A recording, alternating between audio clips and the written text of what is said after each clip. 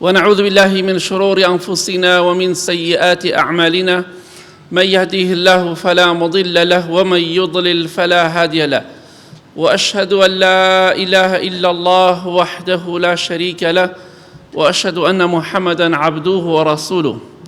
أما بعد، فإن خير الكلام كلام الله، وخير الهدي هدي محمد صلى الله عليه وآله وسلم، وشر الأمور محدثاتها، وكل محدثة بدعة، وكل بدعة ضلالة، وكل ضلالة في النار. خۆشەویستان، ئێمە لە دنیادا دەژین. دنیایش بێکێشە و بێموشکیلە نییە. بێگومان ئەگەر کەسێک لە تەنگانە و ناخۆشی و ناڕەحەتی و خەم و خەفەتا بوو، ئێمە پێویستە دڵی بدەینەوە، نەک خەمبارتری بکەین.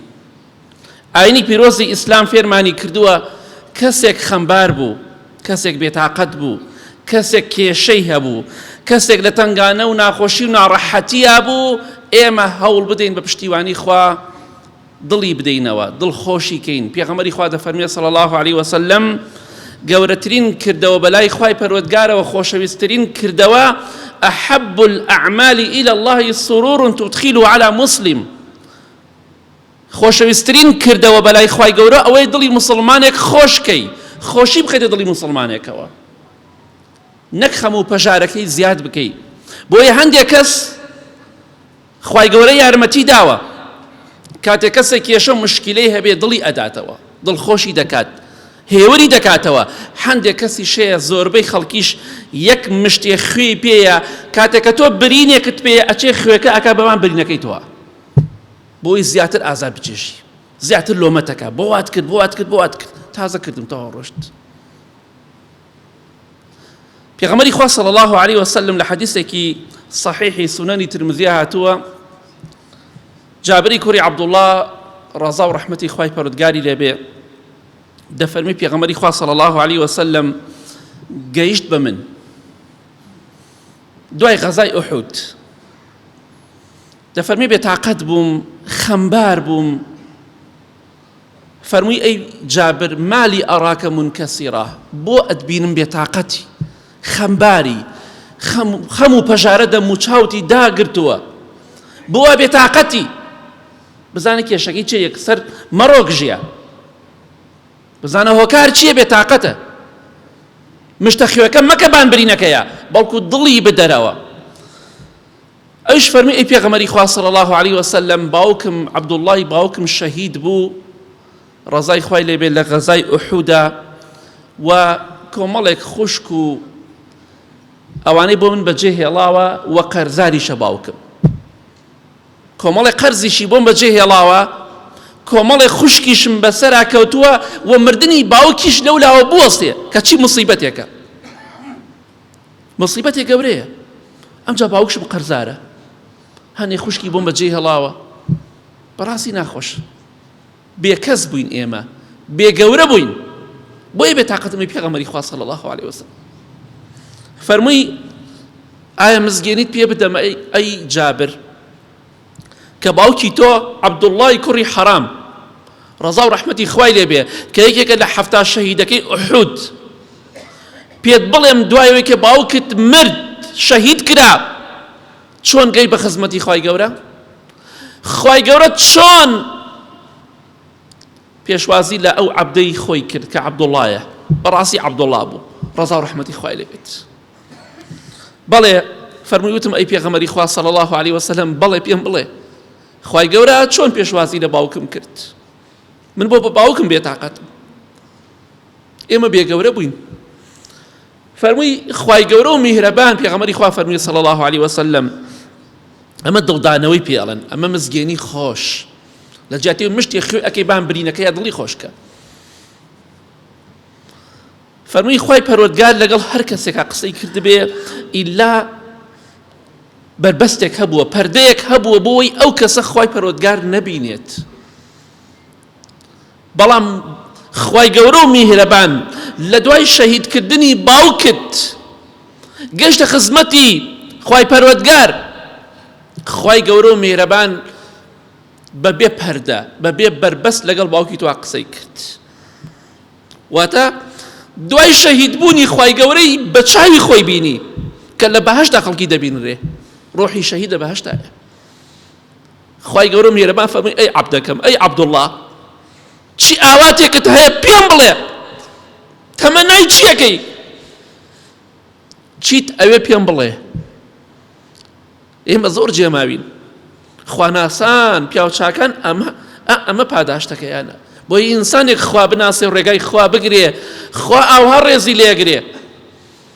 ئەی عەبدەکەم، ئەی عەبدوڵڵا، چیت ئەوێ بۆت بکەم، ئاواتت چییە؟ ئاواتی چییە؟ بگەڕێتە بۆ دنیا بۆچی؟ بۆ کەسابەت؟ نەخێر. فەرمی خوایگیان ئاواتم ئەوەی بگەڕێمە بۆ دنیا دووبارە لە پێناو تۆدا بکوژرێمەوە، چکە فەزلی شەهیدی بینی. خوا بە نسیبمانی کە یا ڕەبی. ئامین. خوایگیان ئاواتم ئەوەی جارێت بگەڕێمە بۆ ئەم دنیایە بۆ ئەوی لە پێناو تۆدا جارێکی تر بکوژرێمەوە، شەهید بم لە پێناو خوادا. خوای گەورە فەرمی خۆت ئەزانیت هەر کەسێک ڕۆشت ناگەڕێتەوە بۆ دنیا، بەڵام چیت ئەوێ بۆ دەکەم؟ بێگومان لە بەهەشتایە. ئەوە گەورەترین نیعمەتە خوای گەورە بەبێ پەردە، بەبێ بەربەس قسە لەگەڵا بکە. ئەم مەبەستمان چیە لەم حەدیثی پێغەمبەری خوا صلی الله علیه وسلم؟ خۆشەویستی خوا صلی الله علیه وسلم یەکەم فەرمی جابر بۆ بێتاقەتی، دوایە مزگێنی خۆشی پێدا، دڵی خۆش کرد، دڵی دایەوە. ئەوە زۆر گرنگە ئینسان دڵی خەڵکی بداتەوە، نەک خەمبارتریکە، نەک باری قورستر و گرانتر بکات. خۆشەویستانە جیاتی ئەوەی تانەوتەشە لە خەڵکی بدەین، هەوڵ بدەین بەرامبەر دڵخۆش بکەین. کەسێکە بینی لە پیاوەکەی جیابۆتەوە، کەسێک دەبینی لە خێزانی جیابۆتەوە، یەکسەر تۆ دامن بارە سەریە بزانە هۆکار چیە، جارێ پێشەکی پرسیار بکە، دوای ئەوە تازە ڕووداوەکە ڕووی داوە دڵی بدەرەوە. ئینشاءڵڵا خوای گەورە پیاوە باشتر بە نسیب دەکا، ئینشاءڵڵا خوای گەورە ژنێ باشتر بە نسیب دەکا، خێری تایە ئینشاءڵڵا دڵی خۆشکە، حەیای مەبە، کەرامەتی مەشکێنە، تازە ڕووی داوە. تۆڵی نیت لە ماڵم ئاگات نییە لە حاڵم، لەوانەیە هەندێک شتێ بە تۆی نەڵێ، ئەگە پێت بڵێ لێ دەست خۆش بێ، تۆ نازانیت. کەواتە ئێمە با هەوڵ بدەین دڵی خەڵکی بدەینەوە، نەک خەڵکی خەمبار بکەین. بەڵێ بۆی خەم و پەژارەکەی لەسەر ئاسان بێ ئەو کەسێک کە خاوەنی موسیبەتێکە و کێشەیەکە.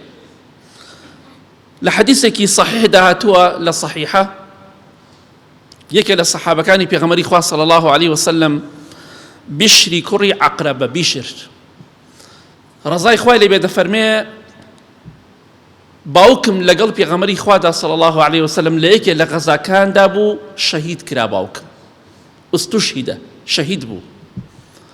ڕەزا و ڕەحمەتی خوای لێ بێ. عەقرەبەی باوکی دەفەرمێت پێغەمبەری خوا صلی الله علیه وسلم بەلاما تێپەڕی، ئەمیش مناڵ بوو، گەنج بوو، ئەگریا.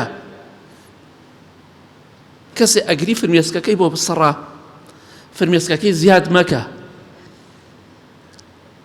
خەم و خەفەتەکە و پەژارەکەی زیاد مەکە، دڵی بدەرەوە. ئێمە فێر ئەوە نەبوونە دڵی خەڵکی بدەینەوە زۆر جار، فێر ئەوە بینە بیکوتین، کەرامەتی بشکێنین، خەمباری کەین، باری قورسکەین، چونکە ئەمە تێنەگەشتنە لە دین. پێغەمبەری خوا صلی الله علیه وسلم بەلاما تێپەڕی، بیشر دەفەرمێ ڕەزای خوا لێ بێت دەگریام.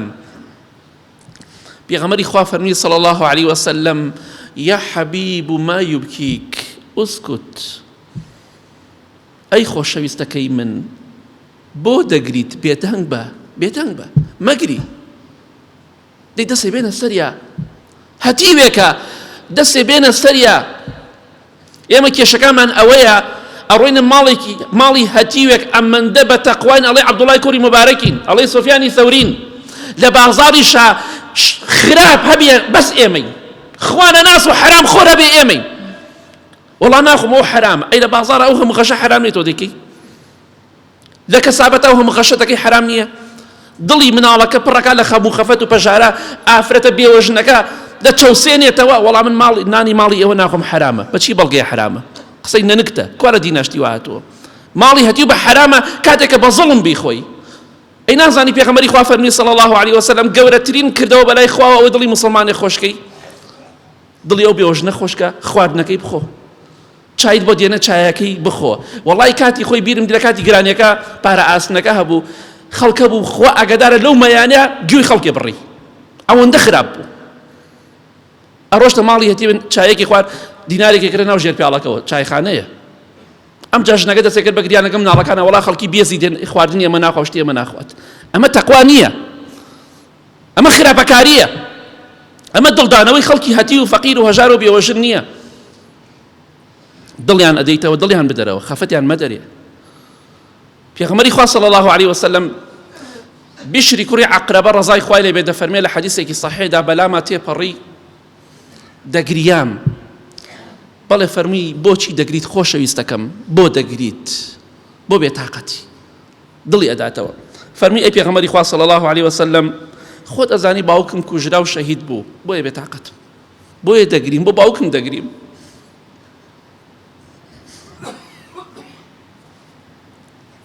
هەرچەنێ گەورە بی، هەرچەنێ بەتەمەن بی، بەخوا باوکە دایکت بمرێ ئەگەر بە شەربی ڕۆحت دیابێ و هەست و شعورت دیابێ دەکوڵی دایک و باوکت بمرێ، ئیلا مەگەر ئینسانی مرۆڤایەتی لە دەستدا بێت. پێغەمبەری خوا صلی الله علیه وسلم دوای 50 ساڵ زیاتر دێتە سەر گەوڕەکەی دایکی دەسەکە بە گریان، خۆی پێ ناگیرێ. ئینسان ئاگادار بە شتێکی قورسە مەگاڵتە نییە. بەڵێ پێغەمبەری خوا صلی الله علیه وسلم لەبەرەوە دەگریم، بۆ باوکم دەگریم، بیری باوکم دەکەم.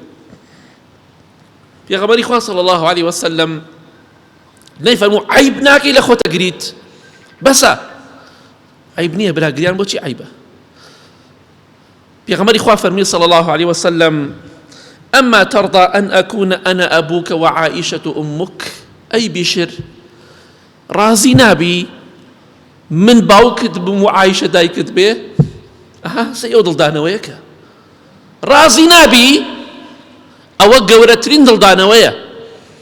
ڕازی نابی بەوەی کە من باوکت بم، عائشەی خێزانیشم دایکت بێ؟ فەرمی بەڵێ ئەی پێغەمبەری خوا صلی الله علیه وسلم باوک و دایکم بە قوربان و فیدات بێ. بەڵێ ڕازیم. ئەوە دڵدانەوەی پێڵێن. بۆیە کەسێک کێشەی هەبوو، مشکیلەی هەبوو، دڵی بدەرەوە، خەمباری زیاتر مەکە، بە ئیزنی خوا، خوا پاداشتی گەورە دەداتەوە. یا ربی خوای لە گوناهکانمان خۆش بی، لە گوناهی دایک و باوک و مردوەکانمان خۆش بی یا رب العالمین.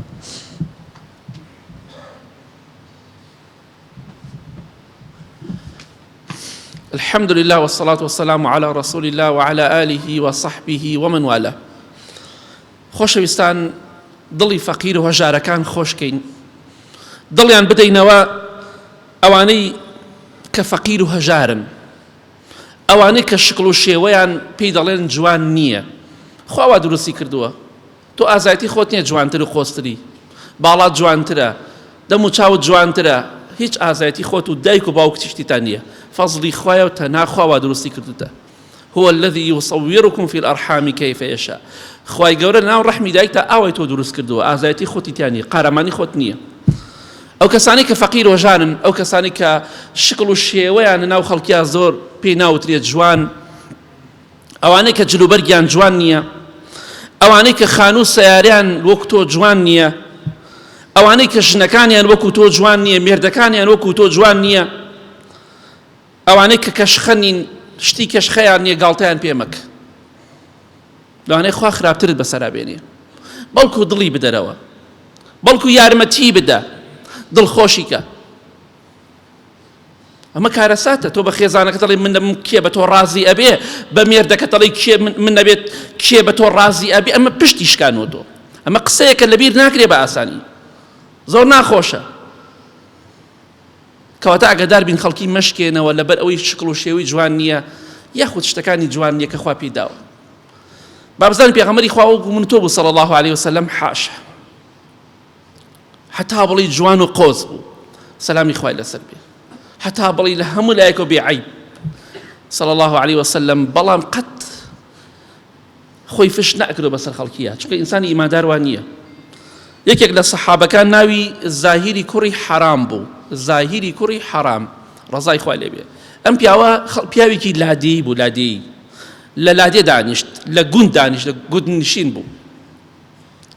پیاوێک بوو دەم و چاو و شکڵ و شێوەی جوان نەبوو، مەرغوب نەبوو لە حەدیثەکە وا باسێکات خەڵکی دەشت بوو فەقیر بوو شکل و شێوەیەشی جوان نەبوو بەرچاوی نەبوو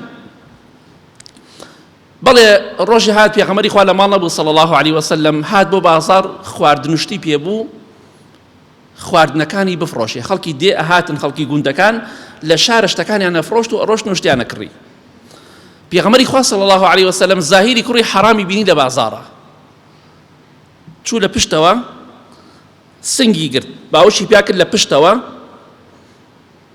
سنگی بە پشتی زاهیرەوە بوو سنگی ئەوە باوشی پیا کرد گرتی زاهیری کوڕی حەرام ڕزای خوای لێبێت نەیزانیمە پێغەمبەری خوایە صلی الله عليه وسلم سوحبەتی لەگەڵاکە بۆی نەڵێ من کەسێکی کەمم فەقیرە کەم نییە جاری وایە فەقیرە هەزاری وەک من تۆ پیایە ناگات ناشرینە لە بەرچاوی تۆ بەڵام لای خوا زۆر زۆر گەورە و بەڕێزە خۆشەویستی خوا صلی الله عليه وسلم لە دوا باوشی پیا کرد گوشی بە خۆیەوە بە سنگی خۆیەوە پشتی زاهیری کوڕی حەرام ڕزای خوای لێبێ فەرمی بەرمدە تۆ کێ بەرمدە بەڵێ پێغەمبەری خوا صلی الله عليه وسلم گوشی بە خۆیەوە فەرمی بەرمدە پێغەمبەری خوایش بەری نەدا صلی الله عليه وسلم کە لای کردەوە پێغەمبەری خوای ناسی صلی الله عليه وسلم ئەمجا حەزی نەئەکرد پشتی لە سنگی پێغەمبەری خوا دوور خاتەوە صلی الله عليه وسلم ئەوە ڕێزگرتنە لە فەقیر و هەژار ئەوە دڵدانەوەی فەقیر و هەژارە نەک ئەوەی تخوا ئەمە جلوبەرگە لە بەرتایە تخوا ئەمە کەوانتەرە تۆ هاتە تخوا ئەمە مەعرەزە تۆ هاتە تخوا ئەمە فەرشە تۆ ڕاتخستووە تخوا ئەمە خانووە پیاوەکەت بە تۆی کردووە تخوا ئەوە سیارەیە پێتانە ئەوەی ئینسانی دەوڕاوە ئاکات ئینسانی ئیمان ضەعیف و خراپ و متەکەبیر و خۆ بە زلزان خوا ئەوە نەپێداوە ئەگەر پیاوی ئەگەر ڕاستەکەی کەوانتەر و معرەزێ جوانی بۆ بکڕە سیارەیە جوانی بۆ بکڕە خانوویە جوانی بۆ بکڕە کە هیچی پێ ناکرێ بۆ دڵ و سەر و دڵێگریت بۆ خەمباری دەکەیت بەداخەوە کۆمەڵگای ماوای دێهاتوو ژنەکەت عەیبینێت یەکێ دێتە ماڵەکان دوای لێ ئەکات هاری ئەکات تخوا ماڵە تۆ هەتا وەڵی من جای تۆ ڕۆماڵ باوکم تخوا لە ماڵ باوکتا تیکەیە نانیە بیخۆی ئێ دەبە ژیانی خۆی ڕازیە قچێ بەسەریەوە بۆ وازی لێ نایەنی بۆ ماڵی خەڵکاو دەکەی پێغەمبەری خوا صلی الله عليه وسلم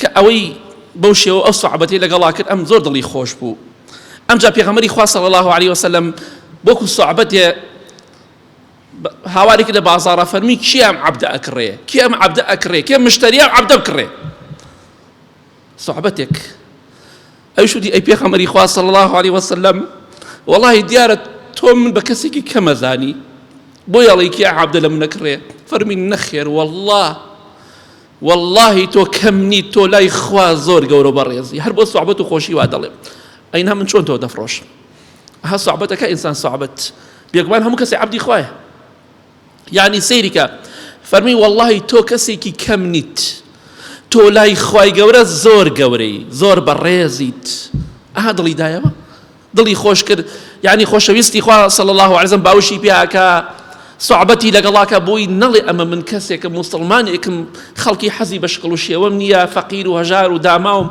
خەڵکی گوند و لادێم دڵی دەداتەوە با ئێمە فێری ئەم ڕەوشتە جوانانە بین لە پێغەمبەری خوا صلی الله عليه وسلم فێری ئەوە نەبین خەڵکی بشکێنینەوە کاتێککە پێغەمبەری خوا صلی الله عليه وسلم وحی بۆ هات جوبرەئیل سەلامی خوای لەسەر بێ لە ئەشکەوتا گوشی بە خۆیەوە فەرمی بخوێنە هەرەی ناتوانم بخوێنم خوێنەوار نیم پێغەمبەری خوا صلی الله عليه وسلم کاتێککە گەڕایەوە ماڵ زۆر ترسا هەموو گیانی دەلەرزی کارەساتە بەڕاستی جوبرەئیل سەلامی خوای لەسەر بێ لە ئەشکەوتێکا بێ بتگوشێتە خۆیەوە ئەمجا قورئانت بۆ دابەزێنێ یەکەم جار کە هات پێغەمبەری خوا صلی الله عليه وسلم جوبرەئیلی بینی سەلامی خوایە لەسەر بێ گەڕایەوە بۆ ماڵ پێغەمبەری خوا صلی الله عليه وسلم تەنها ئەو خێزانێشی هەبوو کات بەس خەدیجە ڕەزا و ڕەحمەتی خوای لێبێ جا بۆیە ژن و پیاو کە باش بوون ژنی باش یا پیاوی باش قەڵایەکی گەورەیە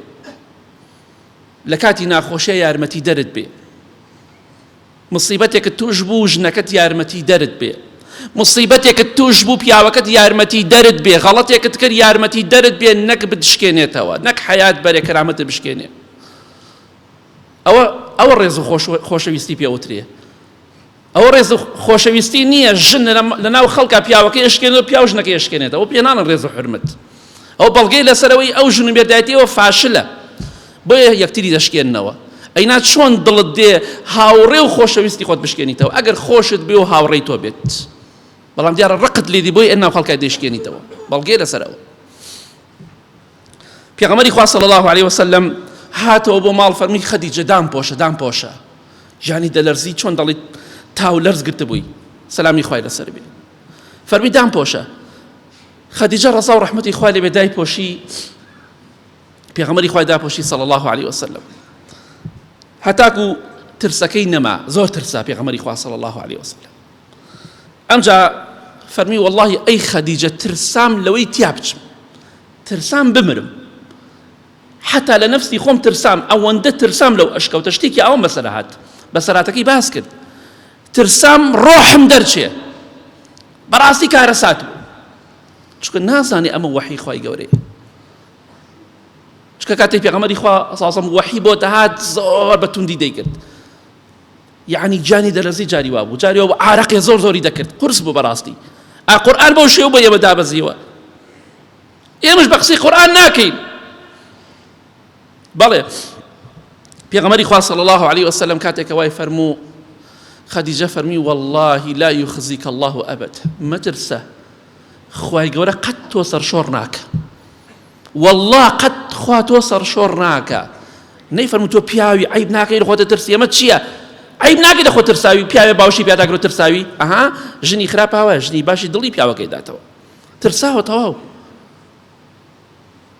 والله خوا قەت تۆ زەلیل ناکە، قەت سەرشۆڕت ناکە ئەی محەممەد صلی الله علیه وسلم. ئەزانی بۆ لەبەر ئەوەی فەرمووی کەلا ئەبشیر، مزگێنی بێ لە تۆ، دڵخۆش بە قەت خوا تۆ سەرشۆڕ ناکە، چونکە تۆ کەسێکی والله سیلەی ڕەحم بەجێ دەهێنی، والله تۆ کەسێکی ڕازگۆی، والله تۆ دەستی کەسی بێچارە و داماوەکان دەگریت، والله تۆ یارمەتی خەڵکی فەقیر و هەژار دەدەی، تۆ ڕێز لە میوان دەگری و یارمەتی ئەو کەسانە ئەدەی هەماهەنگی لە سەرکەوتنی خەڵکی چاکاکەیت، هەماهەنگی لەوەی کە یارمەتی خەڵکی مەزلوم و داماو بدەی.